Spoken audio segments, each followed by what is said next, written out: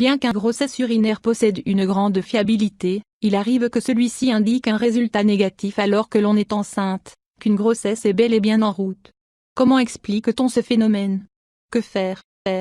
On vous dit tout sur le faux négatif.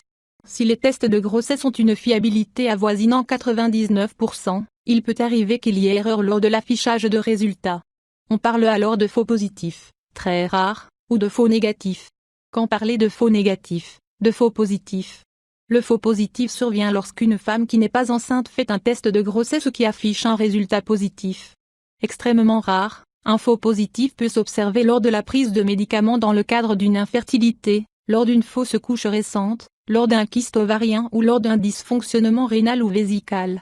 Le faux négatif, qui est bien plus fréquent, a lieu lorsque le test urinaire de grossesse affiche un résultat négatif alors qu'une grossesse est en cours. Les faux négatifs résultent la plupart du temps d'une mauvaise utilisation du test de grossesse. Le test de grossesse a été effectué trop tôt pour que l'hormone bêta-HCG puisse être détectée dans l'urine, ou les urines n'étaient pas assez concentrées, trop claires, ne contenant pas assez de HCG, ou le test de grossesse utilisé était périmé, ou encore le résultat a été lu trop vite ou trop tard. Test de grossesse, de l'importance de bien lire le mode d'emploi au vu du risque, même faible, de faux négatifs ou de faux positifs. On comprend vite l'intérêt de bien suivre les consignes au niveau de l'utilisation d'un test de grossesse, au risque de se faire une belle frayeur.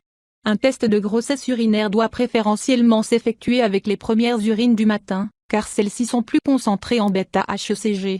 Car même si l'hormone de grossesse bêta-HCG est sécrétée dès le 10e jour suivant la fécondation, sa quantité peut être trop infime pour être immédiatement décelée par un test de grossesse vendu en pharmacie.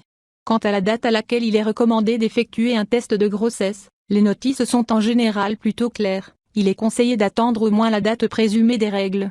S'il existe des tests de grossesse dits précoces, capables de déceler une grossesse jusqu'à 4 jours avant la date présumée des règles, ceux-ci sont bien moins fiables, et le risque de faux négatif ou de faux positif est donc plus grand.